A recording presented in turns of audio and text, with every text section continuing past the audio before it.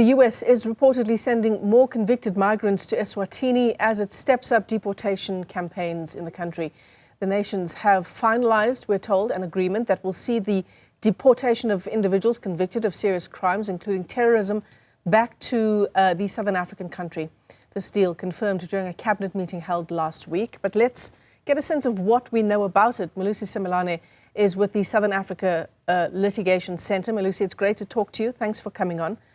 How much do we know about the legal and particularly the diplomatic framework?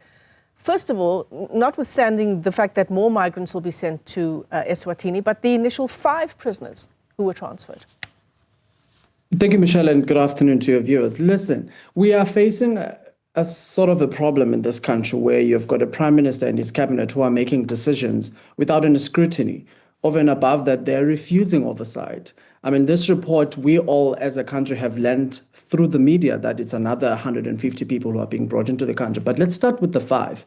What we know from the Prime Minister's press release that he did the week prior is that they did regret that they didn't inform the nation about bringing such people into the country. But over and above that, he went on to say he does not believe he should be sharing the details of this information. And worse off, he even told Parliament during a written response last Thursday that he does not believe that Parliament has the right to question him on this. And I think this also forms part of the problem that we're facing, where you've got a head of executive who's actually slapping on the face of separation of powers, where he's avoiding oversight and is avoiding accountability to Parliament, who is actually supposed to be his watchdog to make sure that whatever decision he's making is informed by the law. But as far as we know, there is no legal basis that has been used to bring these people into the country, whether it's the Correctional Services Act, which actually says you can only incarcerate people who have broken Swazi laws, and there's a legit warrant from a court of law for those people to be incarcerated, or there is actually even a letter from a minister that allows the correctional services to house them. So there's nothing like that that allows it to happen. And also,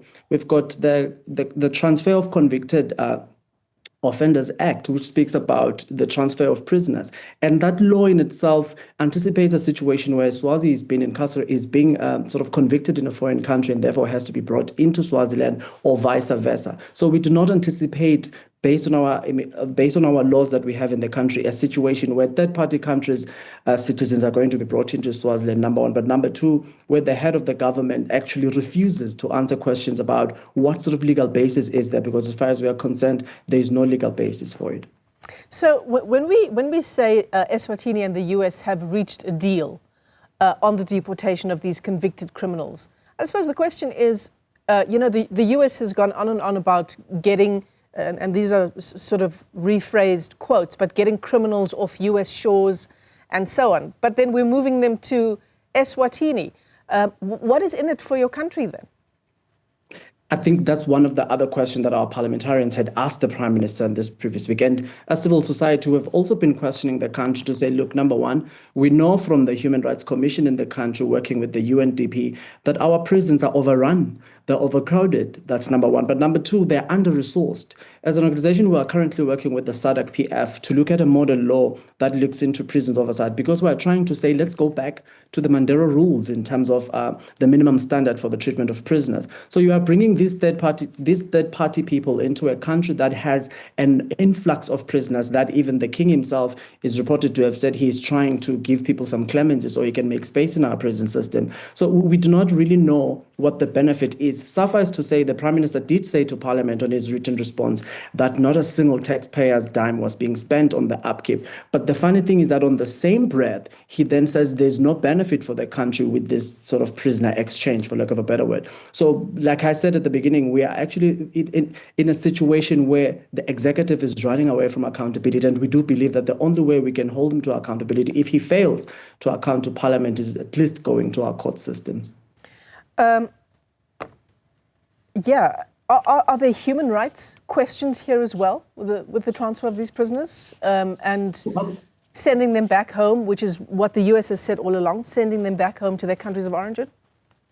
Oh, absolutely. We have actually, our colleagues, our attorneys, both in Swaziland and the United States, have been having conversations with us around the situation where some of these people were already being represented in the court system in the United States, where they were actually challenging their deportations before the Trump administration brought them into Swaziland. So there are conversations around habeas corpus, for instance, the issue of due process, to say, Do the people even know that they're being held in eSwatini? Do they even know of a country called eSwatini, if we're being frank? So these are some of the conversations that we're having with both attorneys in the country and attorneys in the United States. But also just to say, last Friday, one of our colleagues who is an attorney in Swaziland that we've been working with actually tried to go visit these people in the prison facilities and actually was denied entry because of some sort of legal gymnastic loopholes that they have created to ensure that they do not allow anyone to make sure that they have actually got physical evidence of seeing these people, number one, but number two, being able to question them on the instruction of their attorneys back in the United States to understand if they know why they were brought here or if they even consented to being brought into Swaziland. So fair to say that many questions are still unanswered in this case. I know that your organization, the Southern African Litigation Center, has threatened legal action. Does this give you the information that you need to proceed with that?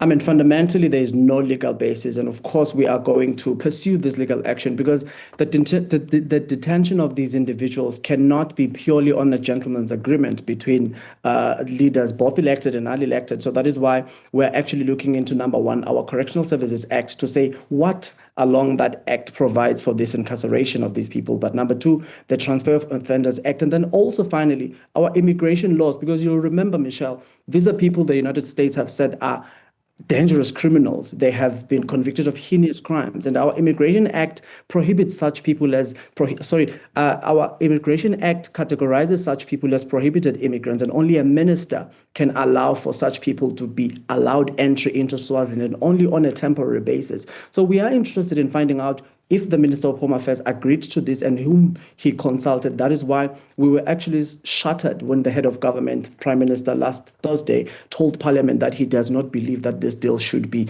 discussed in Parliament. And these are some of the issues that, of course, we will be bringing into our court systems to find out exactly what sort of agreement was made here, number one, but also over and above that, our Constitution on Section 236 speaks about our foreign policy being one that must advance the interest of Swazi citizens. So there's a question around who benefits here. You asked me earlier about a supposed financial gain, and the Prime Minister has said there's no financial gain. So the question then begs, who gains in bringing supposed dangerous people into Swaziland? And also, if we follow the news developments in the US and both in Jamaica as an example, there's news reports in Jamaica that suggest that the foreign minister in Jamaica was already in conversation to try and bring some of their nationals back into Jamaica. So right now you've got a Trump administration that has sort of jumped the gun and deported people to a third-party country known as Swaziland without any sort of understanding if the original countries of these people have actually been interested to bring them in. So these are some of the questions that we're looking at bringing into our courts to ensure that we go back to, look, we're celebrating 20 years of constitutionalism in Swaziland. So we need to make sure that we've got a government that abides by the Constitution, but also is accountable to Parliament and the people. Certainly. Is this bizarre to the point that you've not heard of a story like this anywhere in the world before, Melusi? It is so bizarre. I mean, we've obviously seen it happen in the US where they've been sending people to El Salvador. But I think our argument is to say it might be happening elsewhere in the world. Whatever sort of political games the President of the United States is playing should not involve Swaziland. Because I've said to colleagues, this is not even a fight for Swaziland. This is a fight for SADC. Because what we're being used here is conduits for political expediency of the Trump administration. And I do not believe any country in Southern Africa should allow this to happen. And we are going to be the test case in Swaziland where we are going to actually challenge the government so that should South Africa, should Botswana, should Malawi, should any country in the region tries to sign this deal, Parliament is allowed to have oversight. Should they try to do this deal, the courts are allowed to interrogate whether or not there is benefit for this. Certainly. Melusi Simelane, thanks for your time this afternoon. He's with the Southern African Litigation Center in eSwatini, and certainly still many unanswered questions in this story.